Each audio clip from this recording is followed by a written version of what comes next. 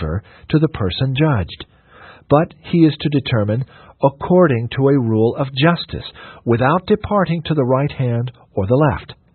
God does not show mercy as a judge, but as a sovereign. And therefore, when mercy sought the salvation of sinners, the inquiry was how to make the exercise of the mercy of God as a sovereign and of his strict justice as a judge agree together. And this is done by the sufferings of Christ, in which sin is punished fully and justice answered. Christ suffered enough for the punishment of the sins of the greatest sinner that ever lived, so that God, when he judges, may act according to a rule of strict justice, and yet acquit the sinner if he be in Christ. Justice cannot require any more for any man's sins than those sufferings of one of the persons in the Trinity, which Christ suffered. Romans chapter 3, verses 25 and 26. Whom God hath set forth to be a propitiation through faith in his blood, to declare his righteousness, that he might be just, and the justifier of him which believeth in Christ. 4. God can save any sinner whatsoever, without any prejudice to the honor of his truth. God passed his word that sin should be punished with death, which is to be understood not only of the first, but of the second death. God can save the greatest sinner consistently with his truth in this threatening. For sin is punished in the sufferings of Christ, inasmuch as he is our surety, and so is legally the same person, and sustained our guilt, and in his sufferings bore our punishment. It may be objected that God said, "If thou eatest, thou shalt die," as though the same person that sinned must suffer, and therefore why does not God's truth oblige him to that? I answer, that the word then was not intended to be restrained to him that in his own person sinned. Adam probably understood that his posterity were included, whether they sinned in their own person or not. If they sinned in Adam, their surety, those words, "if thou eatest," meant, "if thou eatest in thyself or in thy surety." And therefore the latter words, "thou shalt die," do also fairly allow of such a construction as, "thou shalt die in thyself or in thy surety." Isaiah chapter 42, verse 21, "The Lord is well pleased for his righteousness' sake. He will magnify the law and make it honorable." But, number 2, God may refuse salvation to any sinner whatsoever, without prejudice to the honor of any of his attributes. There is no person whatever in a natural condition upon whom God may not refuse to bestow salvation without prejudice to any part of his glory. Let a natural person be wise or unwise, of a good or ill natural temper, of mean or honorable parentage, whether born of wicked or godly parents, let him be a moral or immoral person, whatever good he may have done, however religious he has been, how many prayers soever he has made, and whatever pains he has taken that he may be saved, whatever concern and distress he may have for fear he shall be damned, or whatever circumstances he may be in, God can deny him salvation without the least disparagement to any of his perfections. His glory will not, in any instance, be the least obscured by it. 1. God may deny salvation to any natural person without any injury to the honor of his righteousness. If he does so, there is no injustice nor unfairness in it.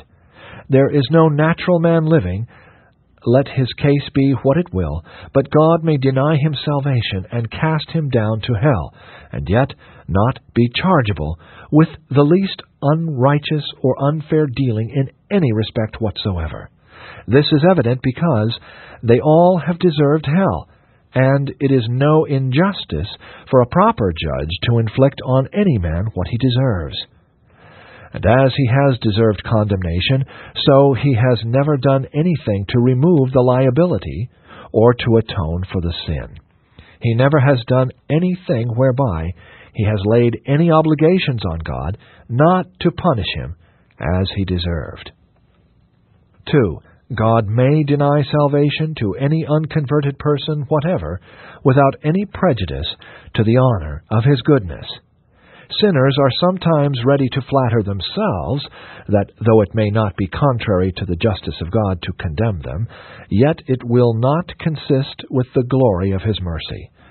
They think it will be dishonorable to God's mercy to cast them into hell and have no pity or compassion upon them.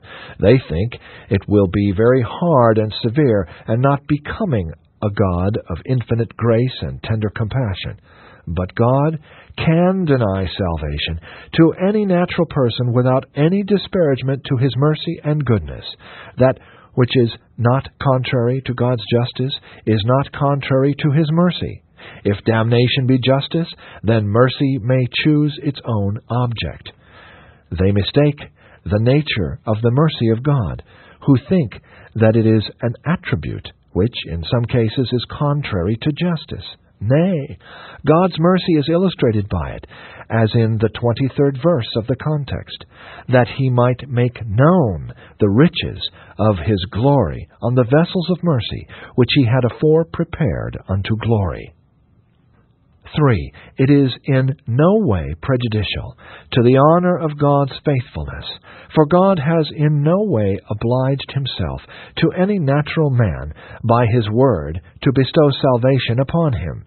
Men in a natural condition are not the children of promise, but lie open to the curse of the law, which would not be the case if they had any promise to lay hold of. 3. God does actually exercise his sovereignty in men's salvation. We shall show how he exercises this right in several particulars. 1. In calling one people or nation, and giving them the means of grace, and leaving others without them. According to the divine appointment, salvation is bestowed in connection with the means of grace. God may sometimes make use of very unlikely means, and bestow salvation on men who are under very great disadvantages. But he does not bestow grace wholly without any means. But God exercises his sovereignty in bestowing those means. All mankind are by nature in like circumstances towards God. Yet God greatly distinguishes some from others by the means and advantages which he bestows upon them. The savages who live in the remote parts of this continent and are under the grossest heathenish darkness, as well as the inhabitants of Africa, are naturally in exactly similar circumstances toward God with us in this land. They are no more alienated or estranged from God in their natures than we, and God has no more to charge them with. And yet, what a vast difference has God made between us and them! In this he has exercised his sovereignty. He did this of old, when he chose but one people to make them his covenant people, and to give them the means of grace, and left all others, and gave them over to heathenish darkness and the tyranny of the devil, to perish from generation to generation for many hundreds of years. The earth in that time was peopled with many great and mighty nations. There were the Egyptians, a people famed for their wisdom. There were also the Assyrians and the Chaldeans, who were great and wise and powerful nations. There were the Persians, who by their strength and policy subdued a great part of the world. There were the renowned nations of the Greeks and Romans, who were famed over the whole world for their excellent civil governments, for their wisdom and skill in the arts of peace and war, and who by their military prowess in